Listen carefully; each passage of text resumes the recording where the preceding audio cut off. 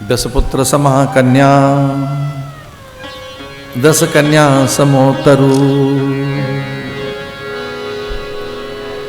बच्चे पैदा करो तो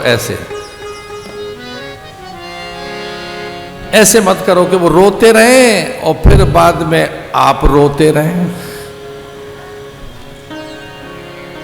बच्चे भी तो ऐसे होते हैं ना, पहले रोते रहेंगे, उन्हें चुप कराते रहो, उसके बाद हम रोते रहें। अब हमें कौन चुप कराए? वो तो होते नहीं पास में, उनके तो पंख लग जाते हैं, उड़ गए होते हैं वो तो।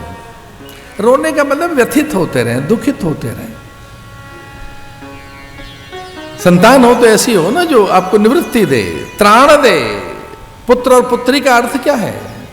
ये पुत्र और पुत्री कहते किसे के? पू नाम के नरक से जो त्राण दे उसी को तो पुत्र और पुत्री कहते हैं। नरक से जो त्राण दे, दुख से जो त्राण दे।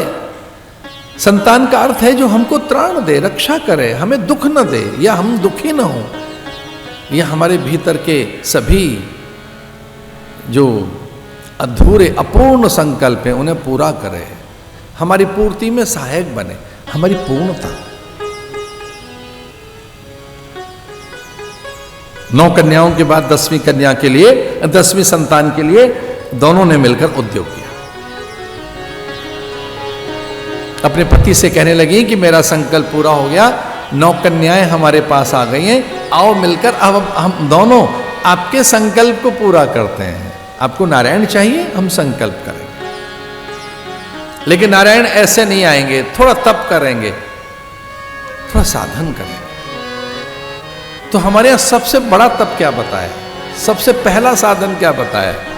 हमारे यहां सबसे पहला साधन ही है आस्वाद।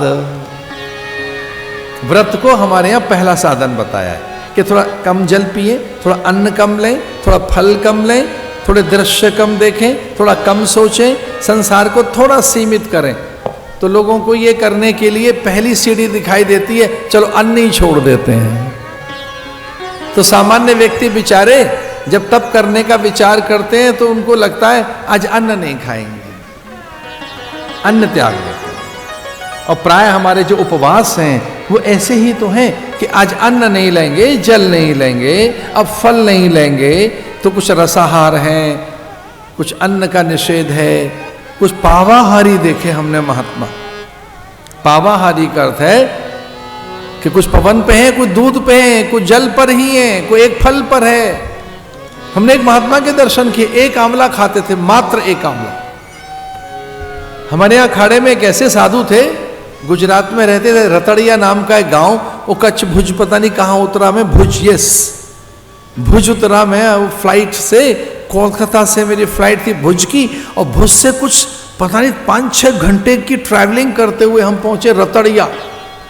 रतड़िया बड़े अच्छे महात्मा थे हमारे, उन्होंने बड़े श्रद्धा से हमको बुलाया, बड़ा यज्ञ किया था।